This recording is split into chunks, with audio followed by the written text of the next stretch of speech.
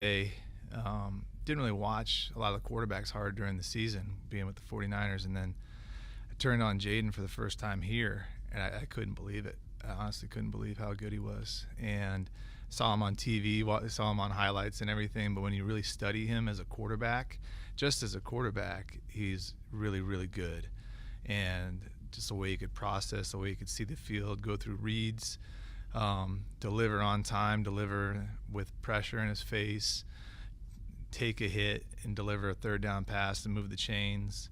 He's the best deep ball thrower we thought in the draft, and that's even before you start watching him run. And the way he runs, he just kind of, we talk about it, kind of takes your soul as a defense. You think you got him, and then all of a sudden he rips off a 40-yard run.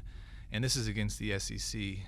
This isn't against some lower competition. This is against the best of the best. So for all those reasons on the field and off the field, I can't say enough about him. And we did a lot of work on all these guys. We did a lot of work on Jaden. And in terms of every single person we spoke to, it was just exemplary as a person, personal character, football character, his work ethic, his football intelligence, how much he cared, his leadership, how he is as a teammate.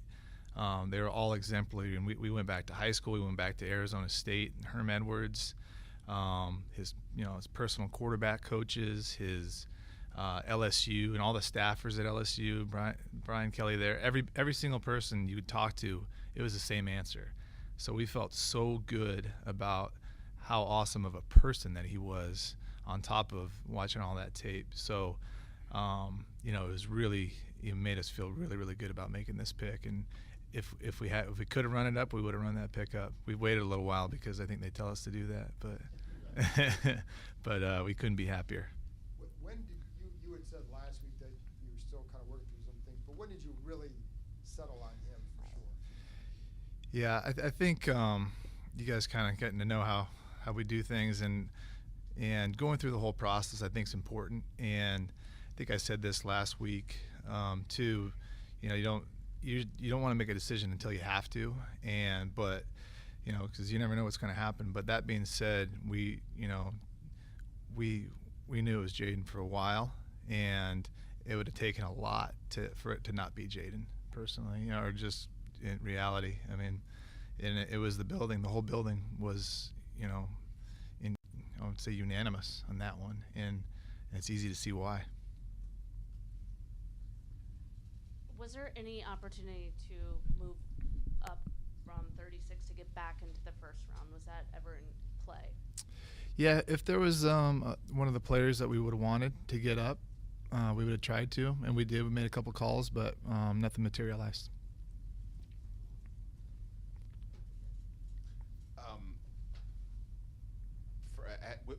In terms of with Dan and for Cliff, what stood out about Jaden, the fit there, I guess, particularly with what Cliff wants to do for this offense? Yeah, I think with Cliff, what's great about Cliff is he can really mold the offense around anyone. That's what one of his, as Q says, superpowers, right? So he's going to build the offense around Jaden, and he's worked with a lot of athletic quarterbacks, so he knows how to do that. And there's some terminology carryover. I think just as you go anywhere, there's terminology carryover and concept carryover, and they've discussed a little bit of that. So they're already vibing, and it's going to be, a really great marriage with him and really all of our offensive coaches, Brian and Tavita and Blau in that room. And so we're just ready to surround him and support him to be the best he can. I hate to go back to this, but what was sort of your reaction to the whole top 30, Topgolf, just the overall mass reaction to that? What did you think of all that? For me personally, we believed in what we did. We believed that it was a really good process and an enjoyable process. And, sometimes there's not a whole lot going on, when you're waiting 2 weeks or whatever for the draft, and there's not a whole lot to talk about, and something kind of gets legs, and it is what it is, But, try not to worry about that too much. You know, we'll always do an after action plan, say what could we have done better, what could we have done I guess just what could we have done better really, or what did we do well also, and so we'll challenge ourselves. But I think in the end, it was almost overwhelmingly positive in terms of not only everybody's experience, but what we got out of it too. I don't know, we're going back and forth here. With regards to, you just said like sometimes when there's not a lot to talk about, some topics bubble up. That you guys were as quiet as you were became a notable subplot throughout this whole time, including going back to the coaching search. I guess just how much is it for you? Is that exactly what you wanted to be, go as dark as possible, and what did you kind of make of the reaction to the fact that nobody seemed to know what you guys were thinking? I think that's just a reflection of the people in this building and really being committed to this team and you know, keeping what's in-house. So, you know, I'm proud of our team for that. Proud of the people in this building for keeping things under wraps. You know, what was that? Yeah, it's like my walk-off music. I can leave now.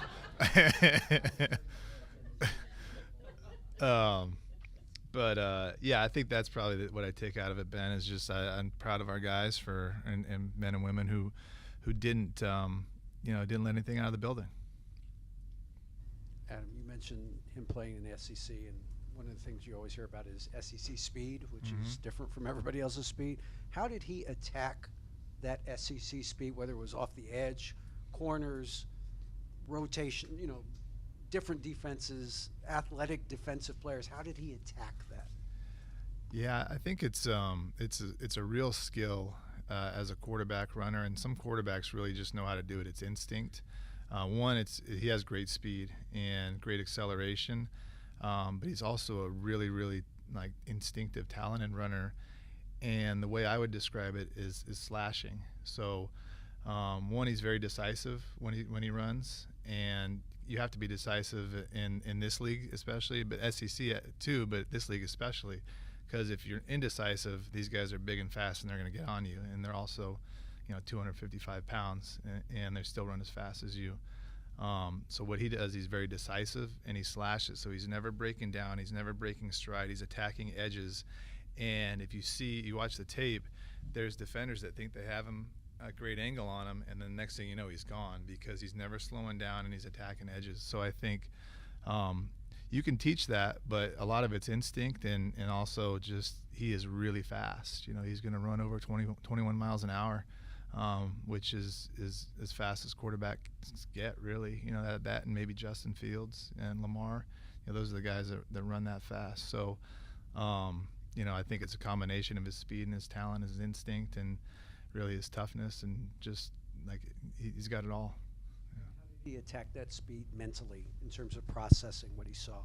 Really well. That was something you look at and you can see how does he get through his reads, and does he know where to go with the ball? Does he see the blitz? Does he know where his hots are? And that was, I think, I keep talking about being able to play the position first, and he can do it, and he does it really, really well. And that's, that's a big part of it. Adam, you kind of mentioned that during the process where there's not real information, stories, reports, whatever kind of bubble up, there was a repeated one that maybe Jayden didn't want to come to Washington. Did that ever get to your radar? Was that ever a discussion point for you guys? Not for us, not internally. He never expressed that to us, and really expressed, that he was really happy to be wherever he went. And that's the attitude that I think anybody has to take. And when you're in that position, and he never expressed that to us, and we're thrilled to have him here, and I know he's thrilled to be coming here, and we've had a lot of conversations, and we're really excited to work together. How much input did Cliff have in the process, and how fired up is Cliff? Cliff had a lot of input in the process, and he, when we went out and did all the pro days, he was with us the whole time, and so we had a lot of time together to talk philosophy, talk quarterback play, just talk about the players, and so he was a very, very, very big fan of Jayden, like all of us, and he is extremely fired up. Adam, the position in this town it's been like just a revolving door. What about him do you think can solidify, like mentally, do you think he's prepared for, you're the second pick of the draft, you've got to solve this problem for us?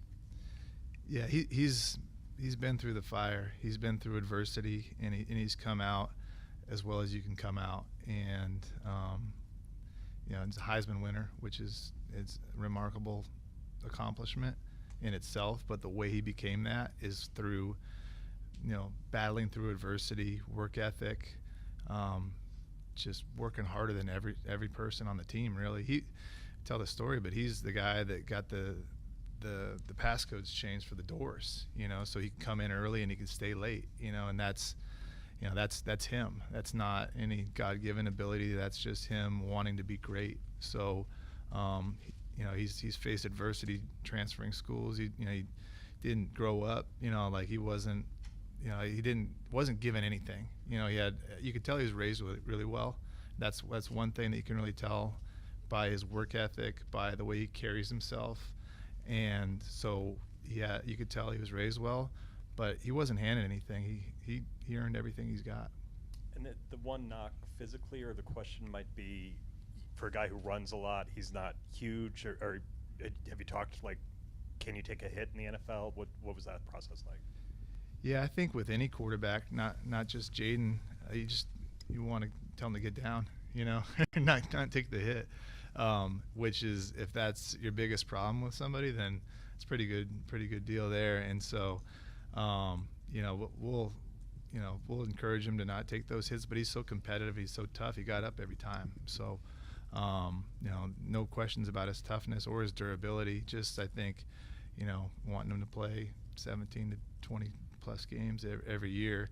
Want to make sure he takes care of his body, and we know he will. Adam, kind of piggybacking off of Barry's question, your first-time GM, Dan has waited to be a head coach again. This market's starving for a franchise QB.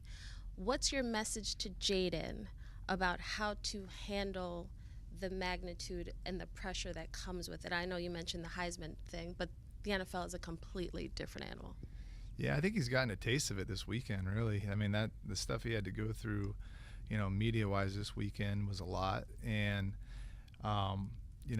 my message to him is just keep being himself, because that's what's gotten him here. And he's built to handle all this, and that's on and off the field. He's a very, very mature young man. He is a man.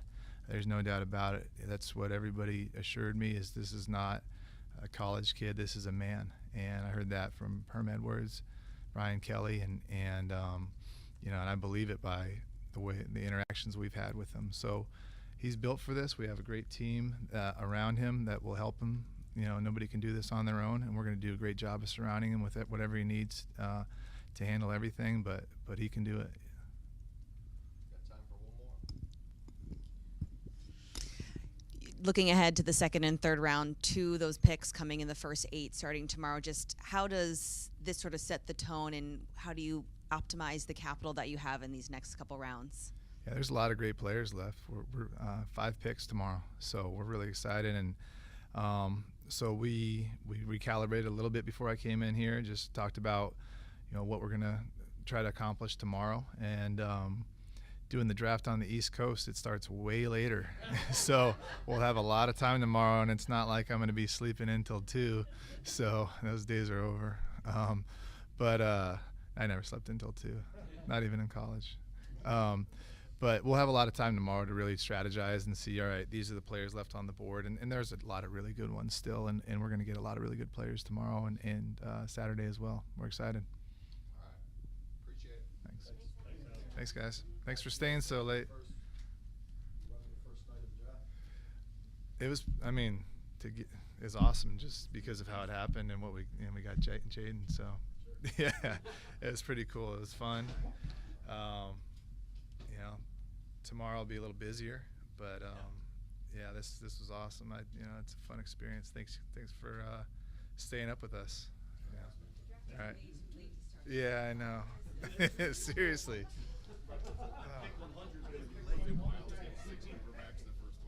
Yeah, never seen. I kind of had an inkling that it was gonna be 6th round, but once Penix went, when he went, I was like, all right, well then we might get 6 in the first 12, because I think we had an idea that Sean Payton wanted